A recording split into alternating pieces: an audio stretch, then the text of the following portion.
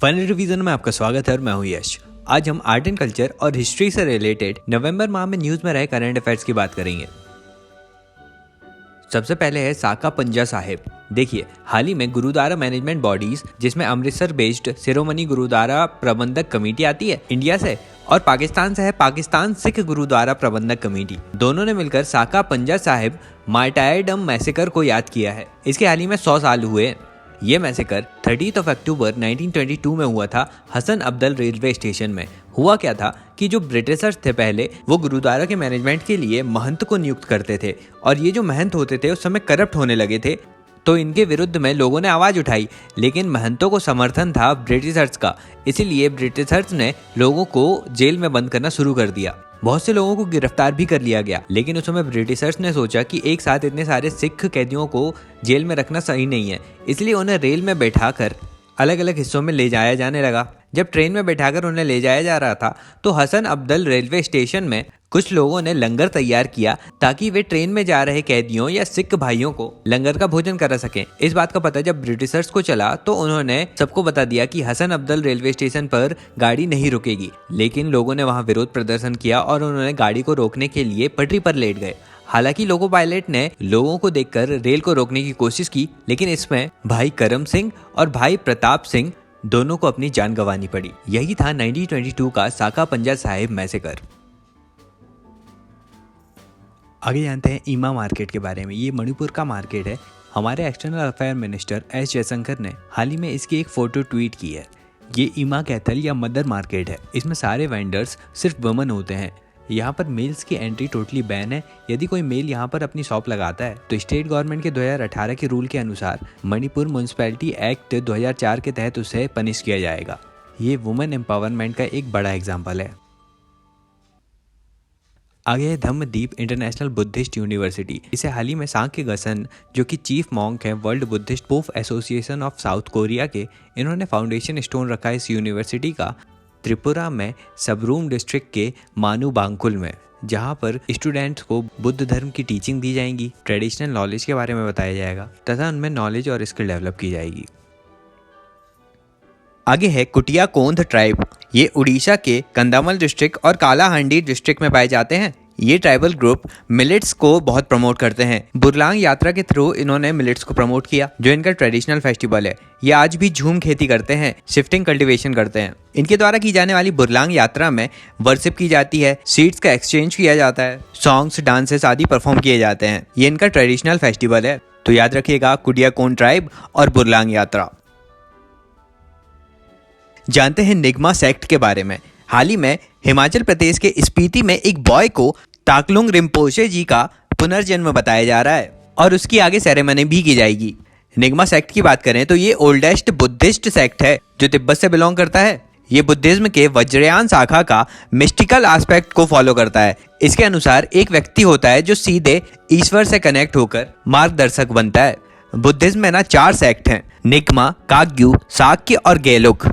यहाँ निगमा दूसरा सबसे बड़ा सेक्ट है। इसके फाउंडर गुरु पद्म शंभू है, जो 8th सेंचुरी में तिब्बत आए थे। ये सेक्ट तिब्बत, भूटान, लद्दाख, सिक्किम, हिमाचल आदि क्षेत्रों में इसके फॉलोअर्स हैं। अब गुरु पद्म शंभू की ही टीचिंग्स, तांत्रिक रिचुअल्स, वर्शिप्स, योगा आदि को इसमें फॉलो किया जाता है। आगे है निकोबारी होडी क्राफ्ट। तो अंडमान एंड निकोबार आइलैंड की तरफ से पहली बार एप्लीकेशन फिल की गई है ताकि निकोबारी होडी क्राफ्ट को, जो कि एक हस्तशिल्प कला है बोट बनाने की, इसे जीआई टैग दिया जाए। ये पहली एप्लीकेशन है अंडमान एंड निकोबार की। ये होडी क्राफ्ट यहाँ का ट्रेडिशनल क्राफ्ट है जिसे इनके पूर्वज बनाते थे। आगे जानते हैं संघाई फेस्टिवल के बारे में। ये मणिपुर का फेस्टिवल है। कोविड पैंडेमिक के बाद 2 साल बाद इसे मनाया जा रहा है। 11th एडिशन है इसका। इसकी थीम थी festival of oneness. Shanghai festival Manipur का बिगेस्ट टूरिस्ट फेस्टिवल है। इसमें मणिपुर को वर्ल्ड क्लास टूरिज्म डेस्टिनेशन के रूप में प्रमोट किया जाता है। संघाई डियर के नाम पर इसका नाम रखा गया है, जो कि मणिपुर का स्टेट एनिमल है और सिर्फ मणिपुर में केबुल नामजाओ नेशनल पार्क में मिलता है। आगे जानते हैं बाली यात्रा के बारे में। हाल ही में पीएम मोदी ने बाली यात्रा के थ्रू इंडिया और इंडोनेशिया के एंशिएंट ट्रेड को बताया है हाल ही के G20 समिट में। बाली यात्रा उड़ीसा में कटक के पास महानदी में हर साल ऑर्गेनाइज कराया जाता है। ये बीते 2000 वर्षों से मनाया जा रहा है, जब उड़ीसा कलिंग हुआ करता था। ये यहाँ से उड़ीसा से जावा, सुमात्रा, बोर्नियो, म्यांमार, श्रीलंका आदि के ट्रेड को बताता है। यह पूरे सप्ताह भर का उत्सव होता है जिसे कार्तिक पूर्णिमा के समय मनाया जाता है।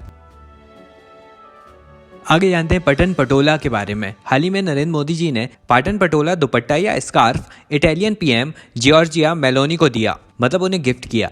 ये पटन पटोला आर्ट या जिसे इकाद भी कहा जाता है, वह 11वीं सेंचुरी का आर्ट है जिसे कलर और डिजाइन के साथ बनाया जाता है। बांधकर इसमें कलर किया जाता है, इसलिए इसे बंधनी भी कहते हैं। नदन गुजरात की फैमिली से इसे बनाती थी। पटोला साड़ी का बेस प्राइस ही 1.5 लाख से ऊपर होता है और 6 लाख तक जाता है।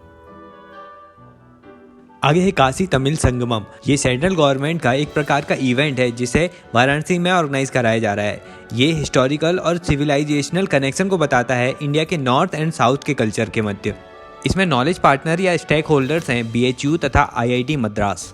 साथ ही ministry of culture, ministry of tourism, ministry of railway, ministry of textile, ministry of food processing भी इसके स्टेक होल्डर्स हैं और उत्तर प्रदेश गवर्नमेंट भी इसमें शामिल है वाराणसी एडमिनिस्ट्रेशन के साथ।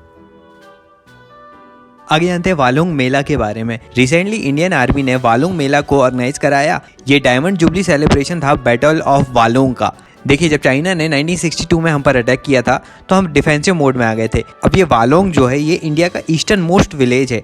यहाँ पर इंडियन आर्मी ने ऑफेंसिव मोड अपनाया था और 27 दिनों तक चाइनीज ट्रूप को रोक कर रखा था। सोल्जर्स की इसी ब्रेवरी के लिए वालोंग मेला को आयोजित किया गया। आगे जानते हैं ओलाकुडा एजुनलात के बारे में। ये केरल का एक फेस्टिवल है जिसे festival of palm leaf umbrellas कहा जाता है। मतलब पाम ट्री से अम्ब्रेलास को बनाकर उन्हें प्रमोट भी किया जाता है और फेस्टिवल मनाया जाता है ताकि ये प्रोडक्ट और पॉपुलर हो सके। इसे हाल ही में होस्ट किया गया फॉकलैंड जो कि एक NGO है और SK पोटक्कल कल्चर सेंटर के द्वारा। अब ये जो ओलाकुडा अम्ब्रेला है ना, इसके कई सोशियो कल्चरल सिग्निफिकेंस हैं। इसे रिचुअल्स, थेयम और अन्य परफॉर्मिंग आर्ट्स में भी यूज किया जाता है। और इसमें भी थोप्पी कुडा सिर में पहने जाने वाली टोपी के समान होता है और कलक कुडा अम्ब्रेला है। आगे जानते हैं ट्राइबल कम्युनिटीज हट के बारे में। देखिए, हाल ही में एंथ्रोपोलॉजिकल सर्वे ऑफ इंडिया ने ट्राइबल हेरिटेज को शोकेस करने के लिए वेरियस ट्राइबल कम्युनिटीज को इनवाइट किया है जो कि अपने ट्रेडिशनल तरीके से हट्स बनाती थी।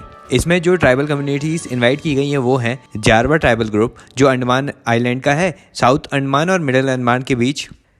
फिर सोमपेन ट्राइब जो ग्रेटर निकोबार आइलैंड में रहते हैं। फिर मेघालय के खासी ट्राइब। फिर है डोरला या डोरा ट्राइब जो सेंट्रल इंडिया में छत्तीसगढ़ के बस्तर में मिलते हैं। फिर है बेट्टा कुरुबा जो कर्नाटक के हिली रीजन में मिलते हैं। आगे जानते हैं तोकू एमोंग बर्ड काउंट या तोकू एमोंग फेस्टिवल के बारे में। देखिए, तोकू एमोंग फेस्टिवल है नागालैंड का और वहीं पर इस फेस्टिवल के दौरान ही वहां पर उपस्थित बर्ड्स की काउंटिंग की जाएगी। तोकू एमोंग फेस्टिवल लोथा नागास मनाते आ रहे हैं ताकि स्टेट में एवियन डाइवर्सिटी की अवेयरनेस को फैलाया जा सके। अब ये Tokhu Emong bird count organise कराया जा रहा है वोखा फॉरेस्ट डिवीजन के द्वारा। The division management unit, Nagaland forest management project और Nagaland and bird count India भी इसमें शामिल हैं। आगे है महालक्ष्मी टेम्पल या श्री अंबाबाई टेम्पल। हाल ही में 12th सेंचुरी के इंस्क्रिप्शंस मिले हैं इसमें जो संस्कृत में है तथा इसके रिच हेरिटेज को दर्शाते हैं। महालक्ष्मी टेम्पल महाराष्ट्र में कोल्हापुर में पंचगंगा रिवर के समीप उपस्थित है। ये भारत के शक्तिपीठों में से एक है। माना जाता है 700 AD में इसे चालुक्य एम्पायर के एम्परर्स द्वारा बनाया गया था। आगे बात करते हैं पसुम पोन मुथुरामलिंगम थेवर के बारे में। हाल ही में प्राइम मिनिस्टर ने इन्हें ट्रिब्यूट दिया है। ये फ्रीडम फाइटर थे। 30 अक्टूबर 1908 में जन्मे थे रामनाथपुरम डिस्ट्रिक्ट तमिलनाडु में। वहाँ के लोग तो इन्हें पूछते भी हैं, डिटी मानते हैं। ये ट्रेडिशनल हिंदुइज्म को नहीं मानते क्योंकि वहाँ वर्ण व्यवस्था है। वर्ण व्यवस्था का ये विरोध करते हैं। ये कांग्रेस पार्टी के फुल टाइम मेंबर भी रहे। 1927 के मद्रास कांग्रेस को इन्होंने ज्वाइन भी किया था जब मात्र ये 19 साल के थे। 1952 से ऑल इंडिया फॉरवर्ड ब्लॉक के नेशनल डिप्यूटी चेयरमैन भी रहे हैं। AIFB से ये 3 बार नेशनल पार्लियामेंट्री कंस्टिट्यूएंसी में इलेक्ट भी हुए।